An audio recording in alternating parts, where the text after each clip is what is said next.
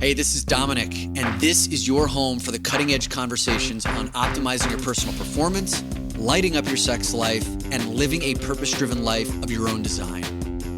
These are the topics that Dominic and I have both struggled with in our own lives and still don't always get right. This is Brian. Welcome to the Great Man Podcast. When it comes to men in conflict, I typically see two conditioned responses. Number one, men will avoid it. And number two, men will lose their shit. Neither of which are becoming of a great man. Now, the men who avoid, the avoidants, these guys lose all sense of their boundaries because they really have none. These guys have a difficulty identifying what they stand for because they've never truly stood up for anything. And over a long enough period of time, they typically end up exhausted and cynical from a lifetime of biting their tongue and eating shit. And on the other hand, the guys who lose their shit leave a path of destruction in their wake. They create an environment of fear. They bully others to suppress their true feelings. They do the opposite of creating an environment where they and those they care about can thrive. But a great man savors conflict. He doesn't see it as a threat to his existence, to his masculinity, or to whether or not he looks good. Right? Like, he recognizes conflict as a powerful source for personal growth, a source for forging deep, trusting bonds with others, and conflict as a portal for finding his ultimate source of power and purpose. So in this episode today, Brian and I talk about the 3 reasons why men avoid conflict. We also explore conflict in the context of man to man to woman in romantic relationships, and in the workplace. We talk about why you want to learn how to build conflict stamina. We review some of the fascinating research from Dr. Louann Brizendine in her book, The Male Brain, that talks about how men's brains rely on a different emotional system than women when we're in conflict. Why in men, the brain's response to anger can actually produce feelings of pleasure because of the hormones that are released in our brain. How to know which battles to fight and which to let go.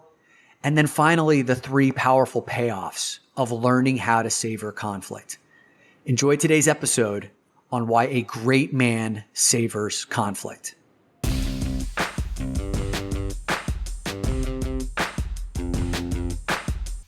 Hey man, I've been getting some really great feedback from the podcast I did about my father, or the, It's Time to Get More Curious About Your Father podcast that I did earlier this week. And sometimes when I record a solo episode, I have no idea if what I'm about to talk about is of any interest or value to people. I'm like, and that episode was one of them. And I told a story about how I spent my weekend with my father. And I've gotten a lot of really wonderful emails from some of the men listeners. And you reached out to me and said it was something that you could really resonate with. I love some of those stories. The story of your dad being a lefty pitcher. I forgot what a commodity it is to have somebody that can throw batting practice, 200 pitches, throw strikes, and especially a lefty. Yeah, southpaw. That is gold in Little League Baseball standards. It is gold because when I came up against lefty pitchers, which most kids didn't know how to hit, I was rock solid. That was my game because I grew up on that. I'd seen tens of thousands of pitches from my father, lefty.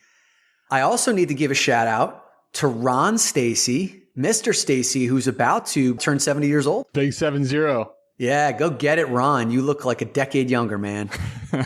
So one of the things I talked about was earlier this week, I spent about 48 hours with my father. I rented a cabin. I wouldn't call it a cabin. It was more like a house in the Catskills where I spent some one-on-one time with him, loving on my pops.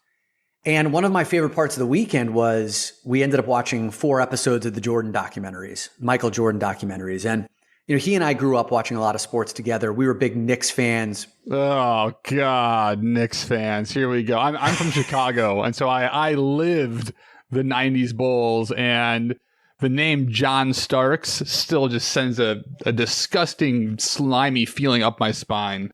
Yeah, I simultaneously have that feeling of hero. He was a hero to Knicks fans because he was, I don't know if he was drafted. He was one of those underdogs who came in and was just clutch. He just embodied and personified the city. We love John Starks. And the Jordan documentaries were eye-opening in a number of levels. The 4th episode was on Phil Jackson, right? Phil Jackson was the coach of the Bulls. And more so than anybody on that team, I resonate with Phil Jackson because he was a pioneer of bringing like spirituality into really a business, into a sport that had never seen spirituality before. And for those of you who don't know, Michael Jordan was in the league for 4, 5, maybe even 6 years and really never even went to a finals until Phil Jackson took over the team, instituted some culture shifts, and then all of a sudden it was no longer Michael Jordan being the guy. It was Michael Jordan and the team came together from the first man to the 12th man, and they ended up winning 6 championships in 8 years. In the 2 years they didn't win it, Michael Jordan was off playing baseball for the White Sox.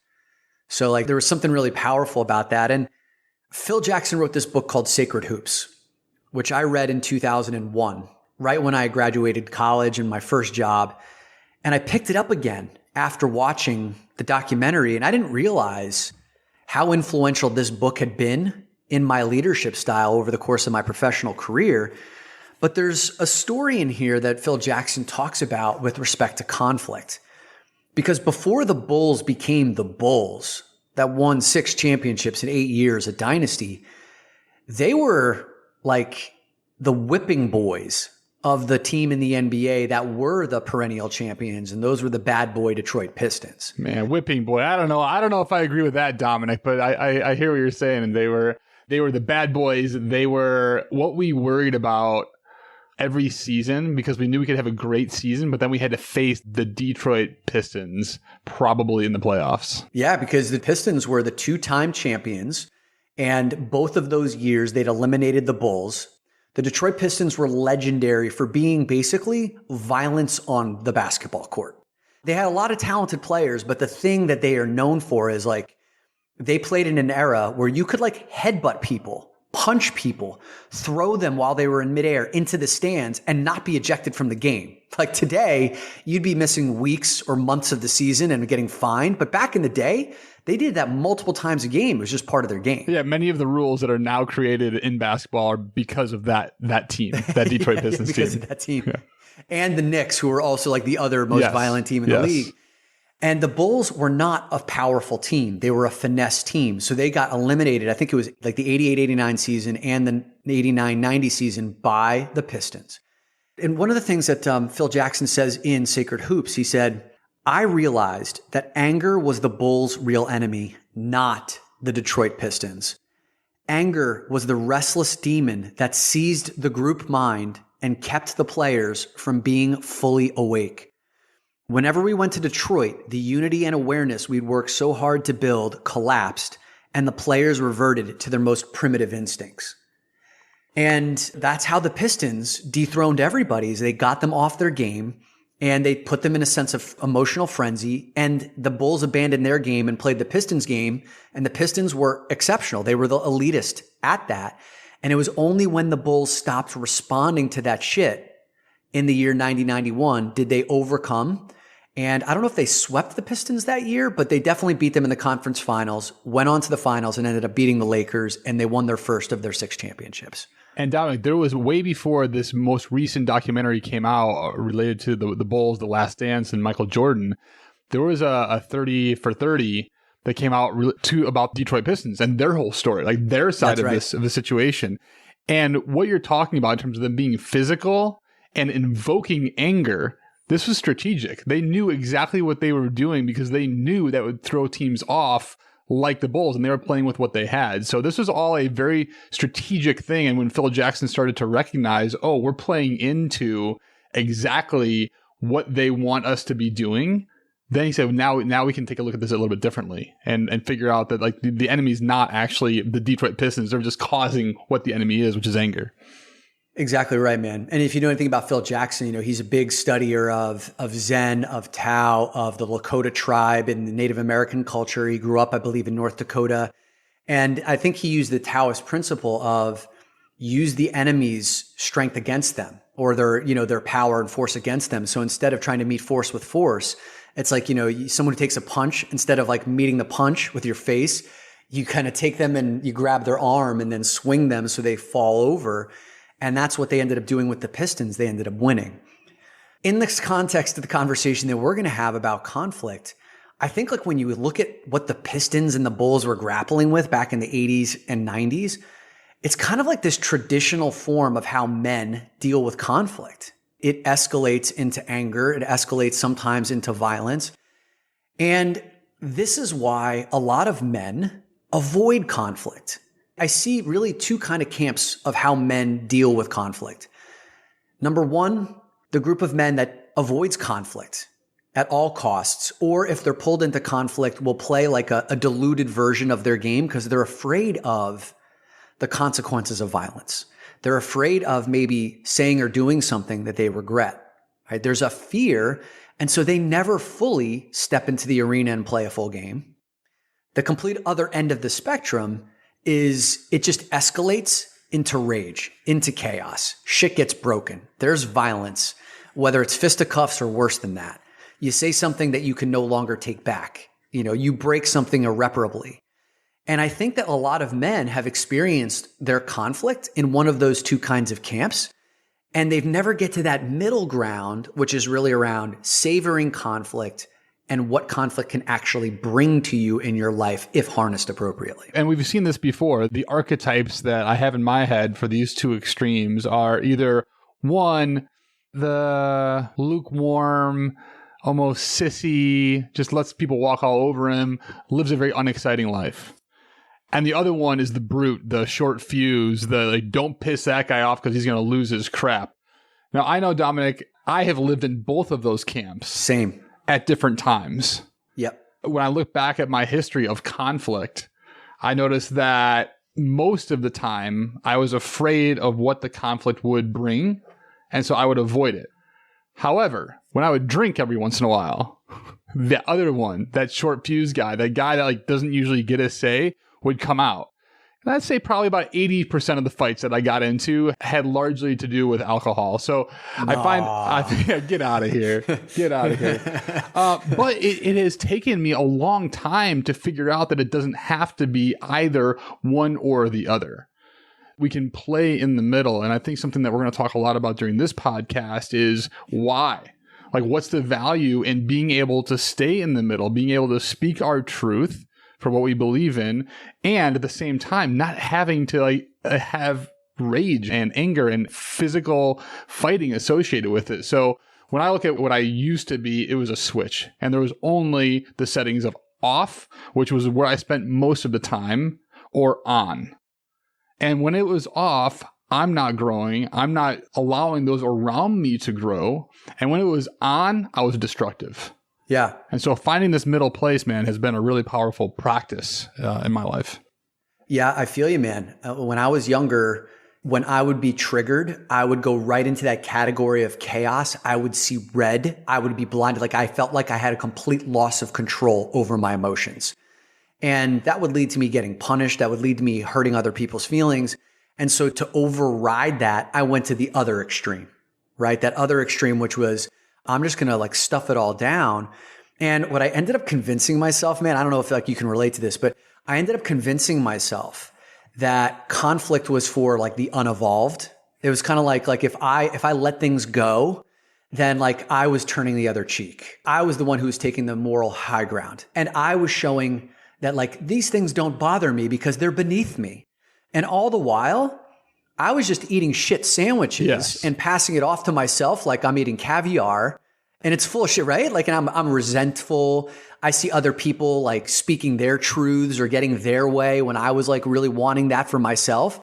Over the course of time, like I started to feel like kind of I felt weak. Yeah. And maybe this is just part of the process if we have to feel the outsides then in order to figure out where the middle is at.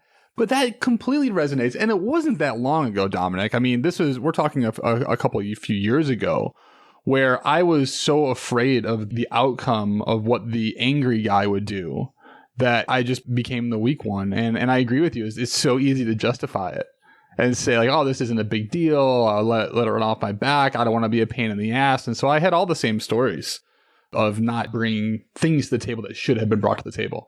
Yeah. And then there's implications for our relationships with men. So think about like conflict man to man. Think about conflict in a romantic heterosexual relationship, man to woman. in a man-to-man romantic relationship, in a business relationship, in the context of business. Like we'll talk about how conflict is different in each of those arenas and why it's important to savor conflict. Because like, let's just hit at a high level here, kind of the why this is important. You and I talked about 3 reasons why conflict is great if harnessed appropriately, and also the 3 reasons why we see avoidance of conflict, why we tend to avoid conflict and why we see other men avoiding conflict. So the first one, Brian, you already kind of talked about this a little bit, but one of the reasons why we savor conflict, why a great man savors conflict, is because it represents an opportunity for growth, right? Like one of the key principles that we talk about here is that a great man lives out over his edge constantly in everything that he does. And that's inspired by David Data's The Way of the Superior Man. So not shying away from that edge, right? Because we're too afraid, and not catapulting ourselves over the edge, right? And losing our sense of control because we don't know how to hang out over it. But to hang out over that edge means that we can constantly push ourselves further. And in conflict, it gives us an opportunity to go deeper, to understand, what do I stand for? What do I hold true? What values do I organize my life around? This thing upsets me and I don't quite know why, but maybe staying in this conflict and building stamina to stand inside of conflict will allow me to uncover this insight about myself that I didn't previously know. So there's this leaning out over the edge, not standing back and being in totally safe zone and not falling over and falling into rage, let's say. That's good in concept. How do you know? For you, Dominic, how do you know? Like, what is the triggers? What are the states? How do you know when it's time to stand up and say something and lean out over that edge versus when it's time to, well, let's let this one go? Yeah, that's a great question, man. So I think you and I were talking about this before we started recording. You kind of have to know what you stand for you to really know like what battles are worth fighting and which ones are worth letting go.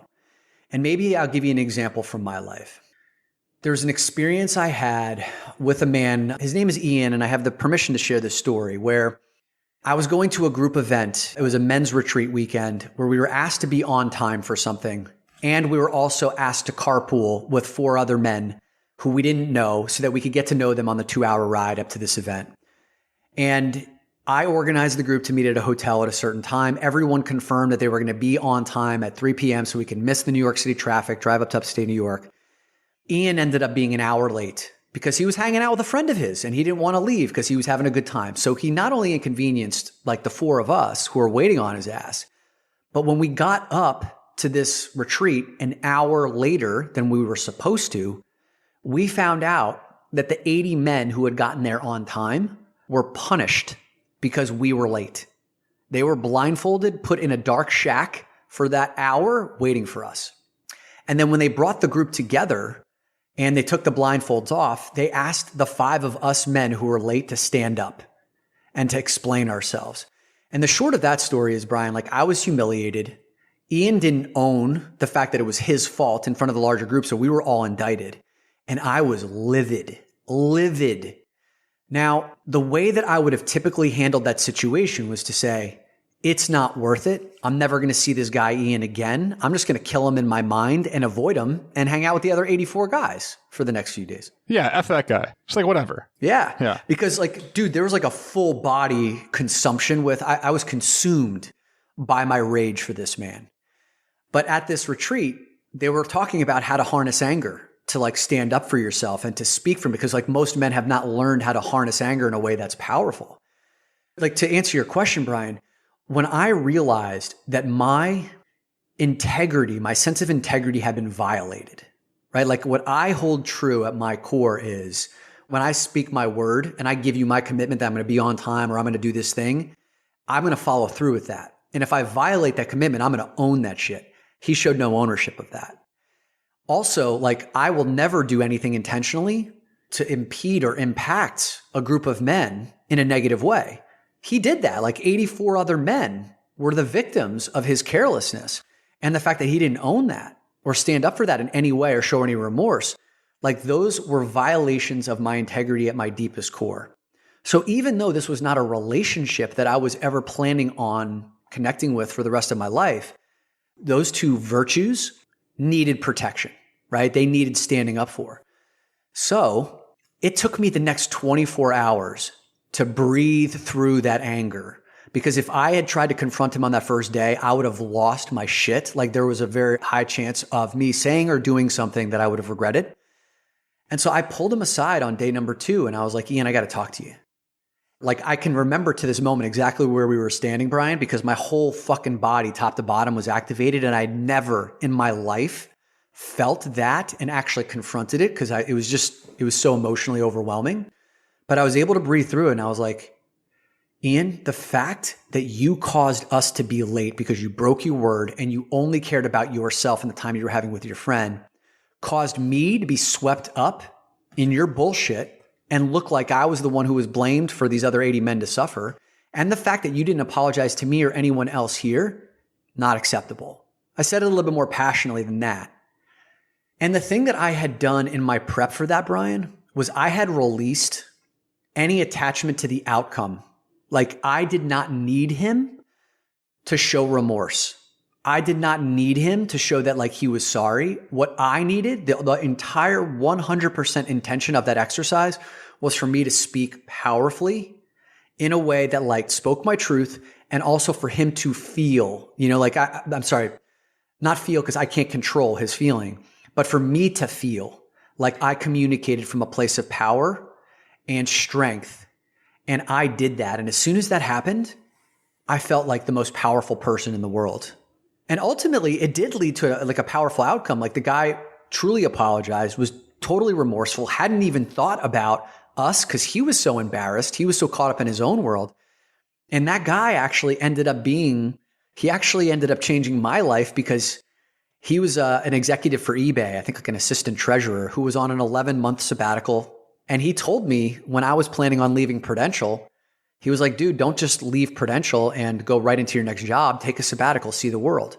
It's because of him. I took a 90-day sabbatical and saw the world, and I have memories for the end of my life, which never would have happened had I not confronted Ian and had that interaction exchange with him. Yeah, so much goodness in this story here. So the first thing is something happened and you felt something in your body. That's what I think you said, like it shook you to your core. You felt it in your core, and it didn't go away right away.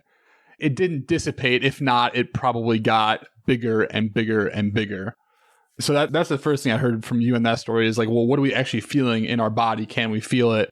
And then you mentioned that we have to know what we stand for. Yeah. And so in that case, you let it process for a while, and then you came to him.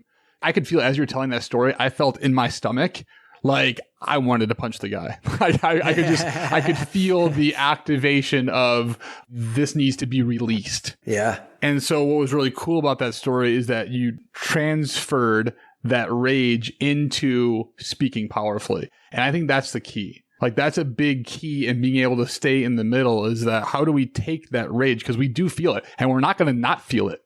There's a lot of intelligence in that anger. But then what do we do with it? And this story obviously has a great outcome, but it's such a great example of like where that line is. Well, it's a great question that you asked, Brian, is like, how do you know which battles to fight or not? And sometimes I think like early on, you may not know, like if you've always avoided conflict or if you're the one who just like flies off the handle at everything, like it may take some like slowing down and some practice to actually understand which battles are worth fighting or not and what it is you stand for. And, I think this story is actually a pretty good jumping off point to the 3 reasons why we avoid conflict. And I want to hit these quickly before we go back to the reasons why like conflict is actually really valuable in our lives. But we avoid conflict because it consumes a lot of energy, number 1. Number 2 is we fear loss of some kind. And number 3 is we fear loss of control.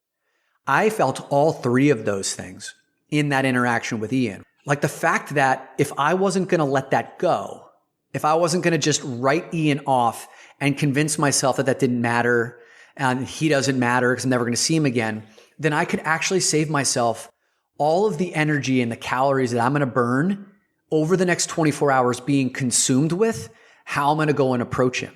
But because this was my first time really ever doing it, 90% of my energy was dedicated to that. It can be exhausting. Like that's a commitment. Took a long time and a lot of thought process. Yeah.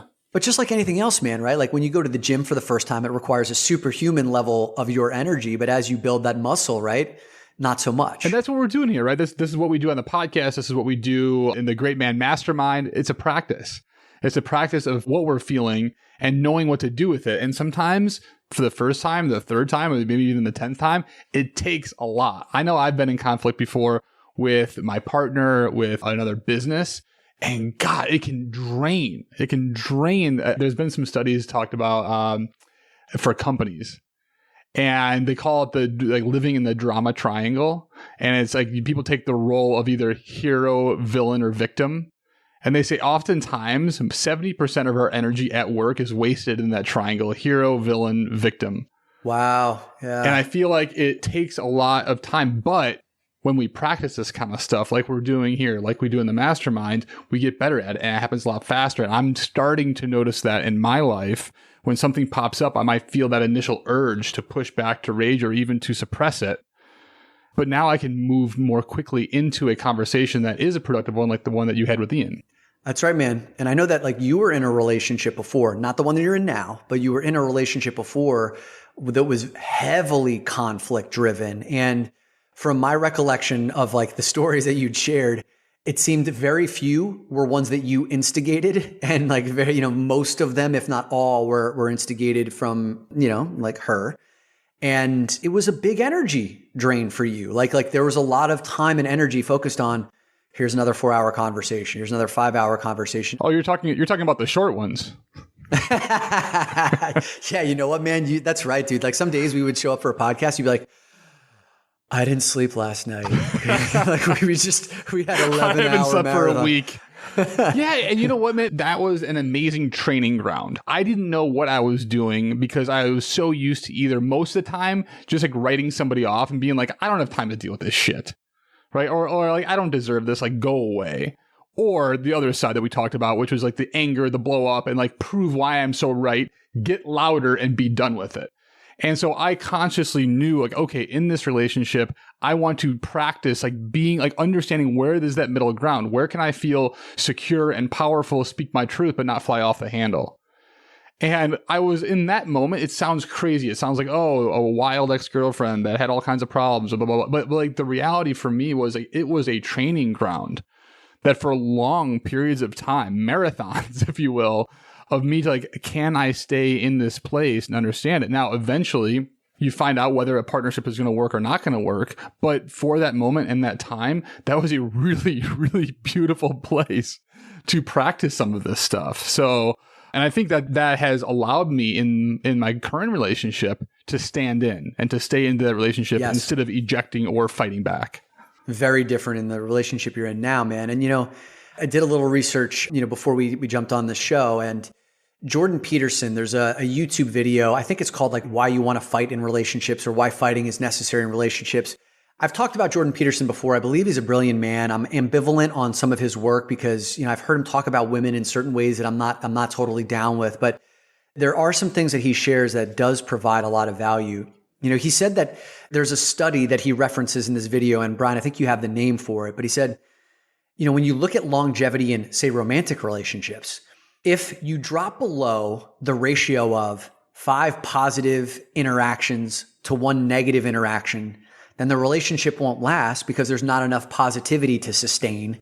And I know that in that relationship that you were just, referencing, like you were way below that 5-1 at the tail end. It was just like exhausting for you. I could see your face looked like a catcher's mitt, man. It was just worn down, It's but a beautiful catcher's mitt, man. You got a beautiful battle face. Tested, yeah. Yeah. And then the other side of that is he said, if a relationship exceeds 11 positive interactions to 1 negative interaction, then that relationship won't last. Why? Because there's no challenge in there. One of the things that he says is like, you want periods of peace punctuated by a good, healthy fight, because that shows that you respect that person. Like you stand for something, they stand for something, you have something to offer each other, and you're both growing in the process. That ratio, Dom, is called the lusada ratio, and it's often used in positive psychology to assess the healthiness of teams and businesses. And they'll do a recording in a meeting, and they'll look at the words that are used, And so they look at a minimum in businesses 3-to-1, a minimum of positive to negative, but the upper limit is 7-to-1. And so just like what you were talking about, they find that the most successful teams are between 3-to-1 to 7-to-1, because if they go above that, they're not addressing anything, they're not growing, they're not able to change fast enough. If they go below that, everything's negative and nobody can be creative and innovative. So relationships are very much the same thing. When I look back at some of my relationships, where do I grow? What are the stories that I tell other people as it pertains to my relationships? It is those moments of conflict. And I used to think of those as bad and something to be avoided. And now I look at those and say, that's where I grew. That's actually what I remember, because there was a lot of emotion and energy involved in that. And so I love this concept of like conflict isn't bad. It's an opportunity to learn, to grow, to find a new perspective. And for connection, right? So I'm bouncing back and forth between like the reasons why conflict is good and the 3 reasons why we avoid conflict. But the first reason we talked about why a great man savors conflict is because it gives you an opportunity to grow, right? Like, what do you stand for? To go deeper, to understand like your root. Then it also, the second reason is it provides an opportunity to forge connection with someone else. Like, there's nothing that gets you to go deeper with someone other than, blissful experiences is one thing for sure. But like when there's conflict with another person because they're standing up for what they believe, you're standing up for what you believe. And when you have a chance to go deeper, you can forge a connection. A great example of this is Missy and John Butcher, who run the Life Book program. Basically, it's like, these 10 areas of your life that helps you to optimize around finances, wealth, your sex life, legacy, these kinds of things. And I think they together run a $1 billion business. But their relationship, like their personal, intimate relationship, is one that they talk about a lot. And they said that anytime they come to a conflict about, I want this, she wants that, instead of compromising, which is typically like the prescription, a compromise, you get 50% of what you want, I get 50% of what I want, no one's really satisfied, and we both kind of walk away feeling like, we tied, basically. They said that actually they engage in a healthy conflict with the intention of they will not stop until they arrive at a solution that was better than what each of them would have wanted individually to begin with. And that requires some energy, but they always know that, if she wants this, I want that. I'm going to engage in this conflict so that we can get to the root of what we both want. And in so doing, it's better than what we would have wanted individually. The two of them now have forged a much deeper connection. And forget the outcome for a second. Like, that's great that they found something that is better than they both had. But the important part is the process. And knowing that in the future that there's going to be conflict, and that together we can follow that process, we can go through it together, and we're going to understand each other better than we did before. And that's really easy, a really easy example in the romantic relationship, but in a business relationship, in any kind of partnership, any kind of friendship even. I think about those times that I had conflict, that Dominic, the times that you and I have had conflict, and knowing that there's not going to be some secret that hasn't been addressed gives me confidence in our relationship, that you will bring something to the table, that I will bring something to the table, and that we can work through it and continue working together. And I haven't had that in all relationships. And that makes me feel very, very good in this relationship. And with my current romantic partner, it's something very similar. Is I know where she's at. And there's a transparency and a trust involved with conflict. Absolutely, man. And it's funny that you and I didn't really even think about talking about some of the conflict that you and I had, right? Like over the past couple of years, because naturally when you're working together so often, like if we're not experiencing conflict, like if that ratio of 11-to-1 or whatever it is, then like obviously we're not standing up for ourselves. Either that or we're the most perfectly aligned human beings on the planet, which is, that's one possibility.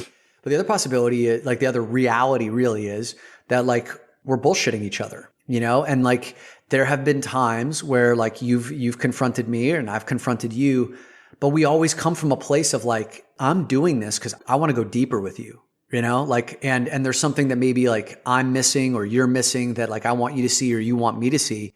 And those things have allowed us to go deeper, to work faster, to resolve them quicker. And I'm not as afraid of them anymore. Like there's still an energy to it. There's still something that's not quite, it's not like I enjoy it. I don't look forward to it, but there is something that feels different about it, knowing, how you asked that question before, like, how do you know? There's that knowing of, what, if I bring this to Brian, we will get stronger. It's like sharpening the sword. Oh, yeah. It's good. Oh, there's that feeling again. I can feel it. Okay, it's time to have a conversation. Yeah. So the third reason why we see conflict as good is that it gives you an opportunity to tap into your deepest sources of power, right? Like when I stood up for myself in that conversation with Ian, which was the first time I really stood up for myself, even when I didn't see a future for that relationship, I felt like I was infinitely powerful, that like no one could impede my boundaries, that no one could make me feel less than. No one could get away with it. You know what I mean? Like no one could treat me like shit and then get away with it without knowing. And I wanted people to feel my power. And when I started to stand up for myself in conflict, that's where I started to rise as a leader. Because when I would see things that were like an injustice that just like was small, or maybe I would have let it go before, or someone who I perceived as more powerful than me, whether it was physically or, structurally in an organization or in business or, influencer, I could still stand up to that person. And that made me feel powerful because it's like, you cannot come into this territory and take something of mine without my allowing it, right? Like that's never going to happen. So that makes me more grounded. I think you probably feel that from me. Other people feel that from me. The reason why we have the Great Man Mastermind, why people are listening to our show, is because like I stand for something. You stand for something. And when people hear us speak, they know that we're going to stand up for it. I feel powerful in the protection of my sister who's of special needs, right? If anyone were ever to say something like, oh, look at that retard, or, to say something like, I would stand up where I've actually let that shit go in the past. And for me, I used to feel like death by a million cuts not standing up for her. Now, when I speak up, I feel a sense of power. So these three reasons of why conflict is good: I've grown, forged deeper connections, and I've connected to my power source as a result of it. You've told a couple of stories now, Dominic, that last one related to your sister being one thing and how you used to let it go. And I think it's a really important point to hit here in terms of the state in which we have to be, right? When you're in conflict with Ian or the situation with your sister, you didn't just like feel it and then fly off the handle. And I can feel it, and people can't see you right now, but I can feel in you, I can see in you that you have a place of compassion and love, even for somebody that has harmed another in a certain way. And in the story with Ian, you said you didn't need anything from him. You needed to be heard. You needed to express that for yourself. And by watering that stance, it gets stronger. And I've seen you grow in the past few years in those areas, and in a lot of different, kind of different sort of pillars. But yeah, I've seen that in you. Yeah, man. Thank you. And that state that we need to be in order to respond to conflict in like a positive, most resourceful way. Sometimes it may require taking time before like engaging in it. And I know that some of the studies that I'll probably cite here in a few minutes, like from Dr. Luann Brisendine's book, The Male Brain, if a man and a woman are in a conflict, many times, the woman will say, I want to have that argument right now. And the guy's kind of like, I need time and space to think. There's a book series by a woman named Shanti Feldhahn, and her book series called For Women Only: What You Need to Know About the Inner Lives of Men have sold over 2 million copies. So like wildly popular. And she wrote an article called 2 Reasons Why Your Man Hates Conflict. And the first one is his brain needs time. And the second one is he is trying to protect you in the relationship. And what she means by his brain needs time, Luann Brisendine talks about this in the book. Like our brains actually operate differently from women. I'm going to pull up some of the stats here. So she says, research has suggested that our brains have 2 emotional systems that work simultaneously: the mirror neuron system, or MNS, and the temporal parietal junction system. You don't need to remember these, or TPJ, right? So MNS, TPJ. Males seem to use one system more, and females seem to use the other system more. This I found fascinating. Researchers have found the mirror neurons that make up the MNS allow a man to feel the same emotional pain that he sees on his partner. Like mirror neurons is basically like that allows you to see and mirror back the emotions on someone else's face. So that's the emotional system that most women activate much more often than men, the mirror neuron system. But for men, we have this brain analyze and fix it circuits that are activated by the TPJ, the temporal parietal junction system, which is responsible for us solving problems and fixing. That's the thing that's most heavily activated in most men. So while women are in their mirror neuron system, like they're looking for emotions on the man's face and in his body and his being, our faces end up going blank most times because we go into problem solving mode. Like our brains are actually wired that way, at least based on the research from a very credible source. And then we go into the problem solving mode. So our brain actually needs time sometimes to get into the emotional parts of things because we're wired to go into the fix it thing. And then the second part of that about, why your man avoids conflict is we're trying to protect the relationship. This goes into if we feel like we're going to lose our shit and say something that we can't take back or hurt a feeling or fly off the wall and like punch a hole in the wall or worse, harm physically our romantic partner, then guy will just go off and walk away and disengage rather than engage and get into a place where he can't control himself. Yeah. And there's mantras that I use. So if I'm in a conflict with Becca and I feel that rage kick in, I know I have to tell myself, wait, I love this human. Like, this is somebody I choose to be with. I love this human.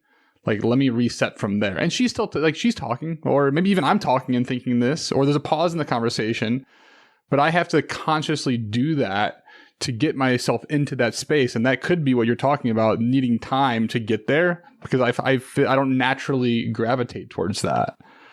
What I'm working on is harnessing that in this relationship. And is this something that I am able to do with humanity?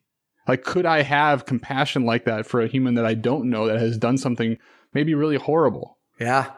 And I think that's where we can start to cultivate that state in which conflict becomes a growth mechanism as opposed to something to be avoided or something to fly off the handle. Yeah, absolutely, man. And, I think one more point around the flying off the handle is really like what happens to us, chemically speaking, when we get into that state of anger. And this is why we have to learn how to feel these feelings. That's why we talk about building emotional fluency and stepping in and practicing more often. So day number 1 with Ian, I was enraged and I couldn't see straight, but I had to sit with that feeling until some of that stuff subsided so that I could actually have a powerful conversation with him. Dr. Luann Brizendine in The Male Brain explains what's happening, what's called autocatalytic anger.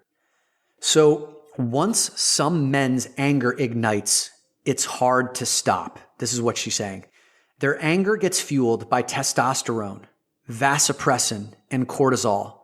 These hormones reduce a man's physical fear of the opponent and activate his territorial fight reaction. Scientists have found that when anger reaches the boiling point in some men, under conditions of high testosterone, this is where it gets interesting. It can produce pleasure, egging them on and making their anger harder to control. Part of the brain enjoys being angry. Men can get a high from their anger. And then you can build a conditioning to being high for decades through competition. Like Michael Jordan, perfect prime example of that.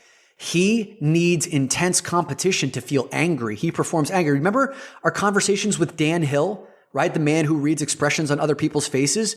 LeBron James, Serena Williams, anger, contempt on their faces. Because there's a high that comes from that. They've learned how to channel that masterly on the court. How can we learn how to do the same as we are engaging in conflicts with other human beings? I love that you bring this kind of stuff into this podcast, like the research and the science, because it makes me feel less crazy. There have absolutely been times where I'm having a conversation or an argument where it just feels fucking good to argue, to prove, to be right? And maybe a partner of mine might have called that defensive. But it feels good, and I can literally feel in my head, I'm like, why does this feel good? I know that it's counterproductive. I know this is not a good path to be on, but I go screaming down it anyways.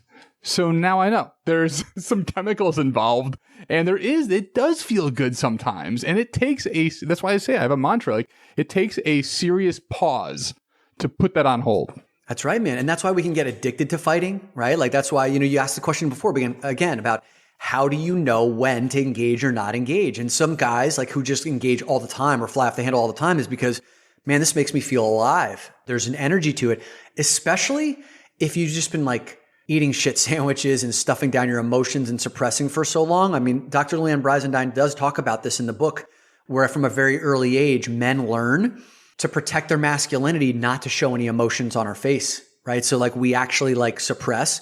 And there are studies that she talks about where in control group settings where men and women are given images that are pleasing to the face, surprisingly, men actually smile more quickly than women do. But then as soon as that smile appears, we suck it back down. So after the 2.5 second mark, women's smiles broaden, men's have gone back to a blank face, right? Because like we don't want to emote. So like that emotion has been sucked down inside of us. And I think we can all relate to the idea of sucking it down, sucking it down, sucking it down, feeling tired, fatigued, resentful, passive aggressive, and sarcastic. And then we'll blow our fucking fuse. And that's the kind of shit that like we want to interrupt that pattern. And look, there is, when we get into a conflict, when we bring awareness to a conflict, there is learning that can happen and there can be collateral damage. Yeah. And so if we're able to identify, I have an emotion that is anger, sit with it for a moment, get into that good space and bring it to whoever that conflict is with, there's a lot of good learning and collateral damage is most likely lower. But I know that I've had conflict in my life where I sat on it. I didn't pay attention to that first one. I didn't pay attention to that second one. And then, boom, at the end, I still learned a great life lesson that I could have learned with a lot less collateral damage and a lot sooner in life. So this becomes when we talk about conflict as a medium for growth, there is a time element to it and a collateral damage element to it. And collateral damage could look like never talking to somebody again. That's right. It could look like financial issues. It could look like physical, like pain. And so the encouragement that I have for everybody listening to this is start to listen to that, find that edge that Dominic talks about leaning over, and start to play with like knowing that our brains may be doing something different. Take that pause and see if we can start bringing this stuff to the surface earlier than later. As we wind this conversation down to a close, to put a cap on what you just said, the 3 reasons why we avoid conflict, we talked about before, like it can consume a lot of energy, but the 2 that you just hit on were fear of loss and then fear of loss of control, right? So fear of loss, like if I engage in this conflict and I speak up, then maybe I damage this relationship. Or I fear losing like my work relationship was content. Like it was peaceful. It was kind. But as soon as I bring conflict in, then maybe I will damage the rapport that we once had. I fear of losing that. I know this person is easily offended. I fear losing their relationship or their respect, or maybe they pay my bills or whatever it is, right? Fear of loss. And then this conversation around fear of losing control, where it can kind of spiral into something bigger.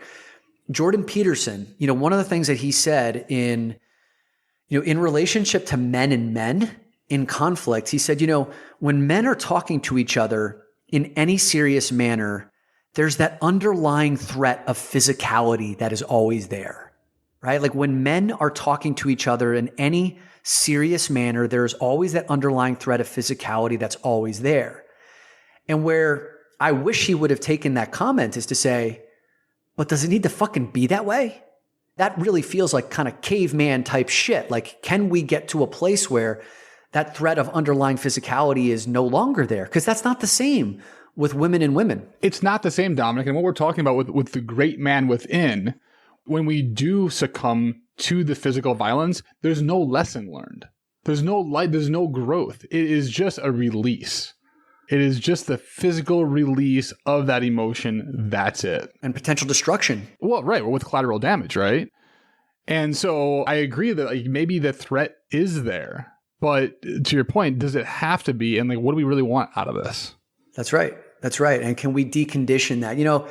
I think the last thing that I want to share here is, as we look at those two categories that we started off with that I see most men operating in, which is either fear of engaging altogether, right? Like avoiding conflict, or when you step in, you play it really softly, play it very gently.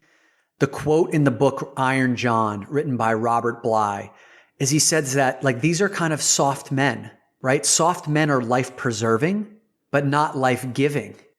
And when you think about like we are living in an ever expanding universe, like the world, the universe is always growing. And so if you're preserving, but not growing, you're not keeping up with inflation, right? And then the other side of that is if you are flying off the handle and breaking shit in chaos, there's destruction there. Either way, we're not in alignment with the growth of the universe, right? One is just kind of trying to hold on to what they've got. The other one is tearing shit down. A great man is generative. A great man creates environments where he and those he cares about can thrive. His environments flourish internally and externally. And the way that we do that through conflict is by building our ability to stand in that moment, be in that moment, have the stamina to stick with it for as long as it needs to come to that deeper understanding that allows for growth, connection, and power. Hey, did you get something of value out of this podcast? If so, I'm going to ask you a favor. Would you be so amazing as to go over to Apple Podcasts and leave us a rating and a review? Your ratings and reviews can show someone who's just discovered our podcast for the first time that we are worth listening to. And that way we can reach a wider audience. So please head over to Apple Podcasts, leave us a rating and review. You rock.